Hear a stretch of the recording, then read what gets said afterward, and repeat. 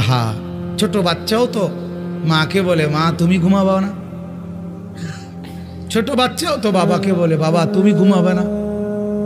আমরাও তো কোনোদিন বলি নাই মাওলাকে মাওলা সারাদিনের এত ব্যস্ততার পরে আপনি ঘুমাবেন না। মাওলা বলে না তুমি ঘুমাও, আমি জেগে আছি। ওই যে রাত 2টায় যদি তোমার পেশাব করতে হয় তো তোমার তো চোখ খুলতে হবে। আমি যদি ঘুমায় যাই বান্দা তোমার চোখ মেলে দিবে কে?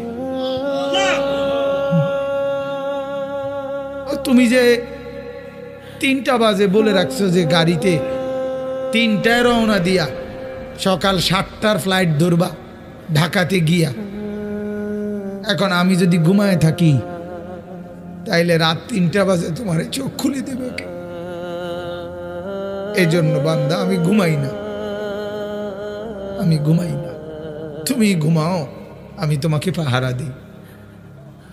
আলম ইয়ালাম বিআন্নাল্লাহা ইয়ারা, আল্লাহ বলে বান্দা জানো আমি সারাক্ষণ তোমাকে চেয়ে থাকি, কখন জানি আমার বান্দার কি লাগে।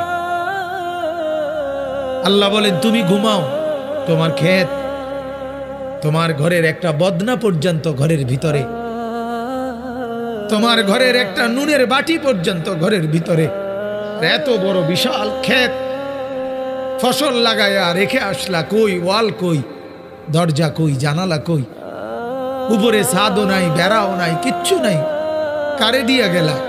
আল্লাহ বলে ঠিক আছে বান্দা তুমি দরজা বন্ধ করে ঘুমাও, আমি তোমার ক্ষেত পাহারা দিচ্ছি।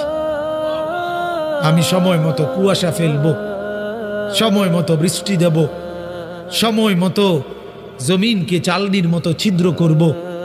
একদিন দেখবা তুমি সকালবেলা গিয়ে তোমার ছোট্ট দানা থেকে আমি আল্লাহ নতুন গাছ বের করে দেব। কয়দিন পরে দেখবা সবুজ গাছ বড় হয়ে গেছে, এর কয়দিন পরে দেখবা হলুদ হইয়া পাইকা গেছে, এর কয়দিন পরে কাইটা ঘরে নিয়ে আসবা, আর তোমার ঘরে তখন আনন্দ, নতুন ফসল তোলার আনন্দ। ঠিক কি না বলেন?